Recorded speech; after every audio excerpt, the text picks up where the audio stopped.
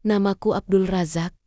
Aku tinggal di Bangkalan bersama istriku, Eka Fatmawati Dewi.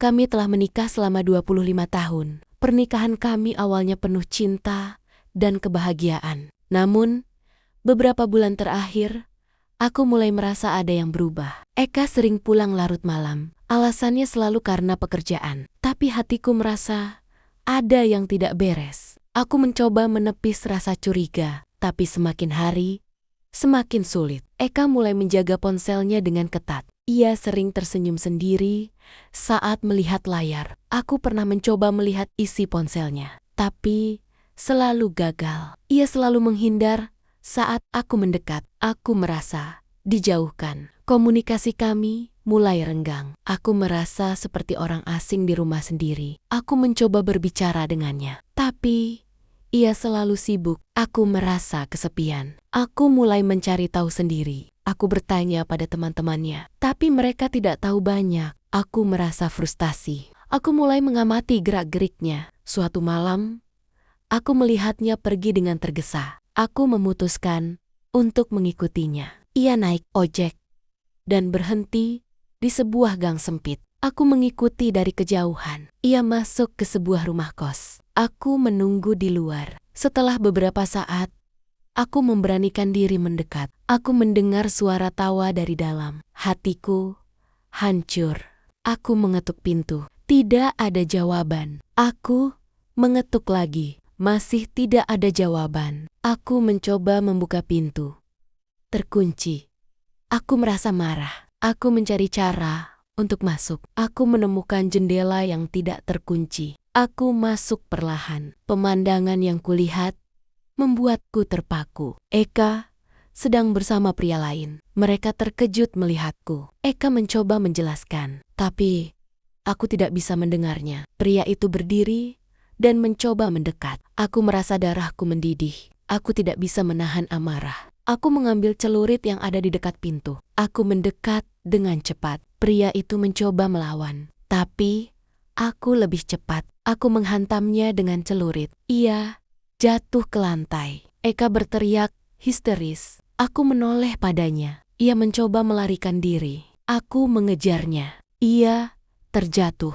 Aku mendekat. Ia memohon ampun, tapi aku sudah kehilangan kendali. Aku menghantamnya juga. Darah berceceran di mana-mana. Aku terdiam. Aku melihat apa yang telah kulakukan. Aku merasa hampa. Aku keluar dari kamar kos. Warga sekitar mulai berdatangan. Mereka melihatku dengan tatapan ngeri. Aku tidak tahu harus kemana. Aku berjalan tanpa arah. Polisi datang dan menangkapku. Aku tidak melawan. Aku dibawa ke kantor polisi. Aku duduk di ruang interogasi. Mereka bertanya padaku. Aku menceritakan semuanya. Mereka mencatat setiap kata. Aku merasa lega telah mengungkapkan semuanya. Tapi rasa bersalah menghantui. Aku membunuh istriku dan pria itu. Aku tidak bisa memaafkan diriku sendiri. Aku menyesal. Tapi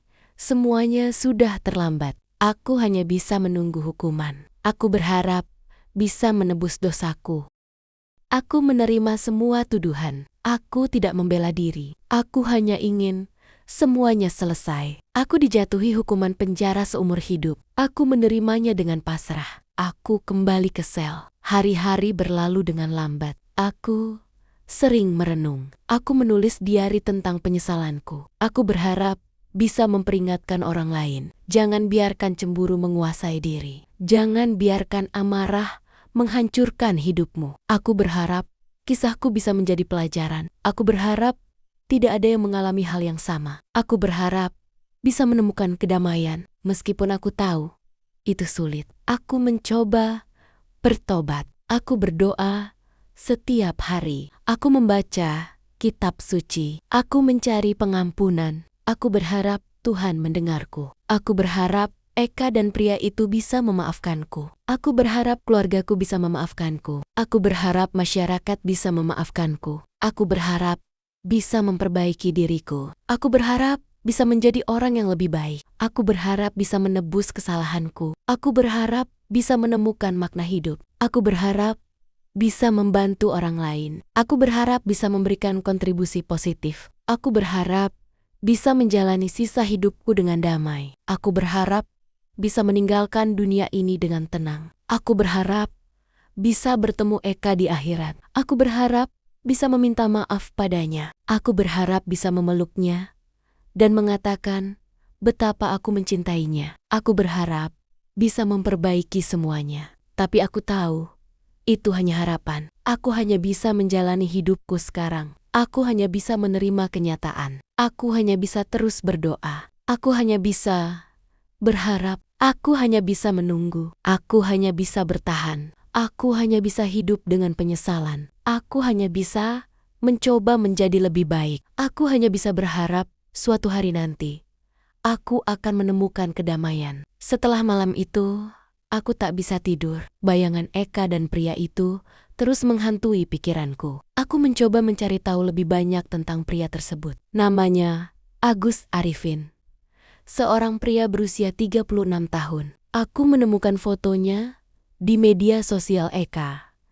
Mereka sering berkomentar satu sama lain. Aku merasa bodoh karena tidak menyadarinya lebih awal. Aku mulai menyusun rencana untuk mengungkap kebenaran. Aku mengikuti Eka secara diam-diam. Suatu hari, aku melihatnya masuk ke sebuah rumah kos di perumahan Gria Anugrah. Aku menunggu di luar selama berjam-jam. Ketika ia keluar, aku mencatat nomor kamar dan nama pemilik kos. Aku kembali ke sana keesokan harinya dan berbicara dengan pemilik kos. Ia mengatakan bahwa Eka menyewa kamar itu bersama suaminya, menggunakan fotokopi akta nikah kami. Namun, yang tinggal bersamanya adalah pria lain. Aku merasa dikhianati 2 kali. Aku melaporkan hal ini kepada polisi, tetapi mereka mengatakan bahwa ini adalah masalah pribadi. Aku merasa putus asa. Aku kembali ke rumah dan mencoba berbicara dengan Eka. Ia membantah semua tuduhanku. Aku menunjukkan bakti-bakti yang telah kukumpulkan. Ia tetap bersikeras bahwa itu bukan urusanku. Aku merasa amarahku memuncak. Aku pergi dari rumah dan menginap di rumah teman. Selama beberapa hari, aku mencoba menenangkan diri. Namun, bayangan Eka dan Agus terus menghantui pikiranku. Aku memutuskan untuk mengunjungi kamar kos itu lagi. Aku melihat sepeda motor yang sangat kukenal, milik Agus. Aku merasa darahku mendidih. Aku mengetuk pintu kamar mereka. Tidak ada jawaban. Aku mencoba membuka pintu, tetapi terkunci. Aku mencari celah untuk masuk. Aku menemukan jendela yang tidak terkunci. Aku masuk perlahan. Pemandangan yang kulihat membuatku terpaku. Eka dan Agus sedang berbaring bersama. Mereka terkejut melihatku. Aku merasa dunia runtuh di hadapanku. Aku tidak bisa menahan amarah. Aku mengambil celurit yang ada di dekat pintu. Aku mendekat dengan cepat. Agus mencoba melawan. Aku menghantamnya dengan celurit. Ia jatuh ke lantai. Eka berteriak histeris. Aku menoleh padanya. Ia mencoba melarikan diri. Aku mengejarnya. Ia terjatuh. Aku menghantamnya juga. Darah berceceran di mana-mana. Aku terdiam. Aku melihat apa yang telah kulakukan. Aku merasa hampa. Aku keluar dari kamar kos. Warga sekitar